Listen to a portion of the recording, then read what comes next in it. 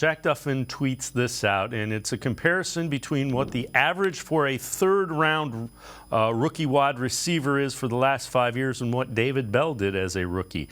So that's an average rookie year for third-round wide receiver the last 5 years. 36 targets, 22 catches, 282 yards. David Bell's production last year, 32 targets, 24 catches, 214 yards. We say this because there's Browns fans think that David Bell struggled.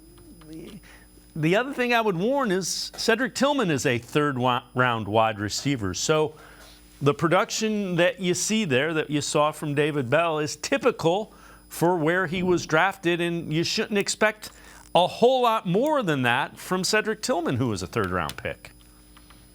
Yeah, no, let's also not forget that, there's a couple of factors that play into it. Number one, David Bell was a late third-round pick. We're talking 99th overall. Cedric Tillman, 74th overall, earlier third-round pick, so it's reasonable to expect that Tillman should be able to do a little more, I think, than David Bell as a rookie. But the second thing that hurt him, I think it hurt him probably more than anything, was the fact, where he was in the depth chart of pass catchers. Third receiver behind Amari Cooper, Donovan Peoples-Jones.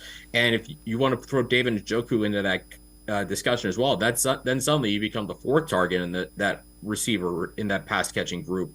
Add in the fact that, playing with Jacoby Brissett for the first 11 games of last season, they obviously weren't going to throw the football a lot. And if they were, it wasn't going to be out of sets that had more than two, sometimes three receivers. And it was very, very much kind of a more buttoned-up passing game than you would expect this year out of Deshaun Watson and the Browns, given the fact that they have a much better quarterback in terms of, the ability to throw the football. So obviously there were a lot of reasons that opportunities for David Bell just weren't necessarily going to be there for him. And I think it's easy to assume, when you look at a draft class, that you look at it on paper, you're like, oh, all these guys should be good right away. They're to a degree very good college players. Well, there's a reason, that teams pass on them. And in the case of David Bell, teams pass on him 2, 3, 4, 5 times.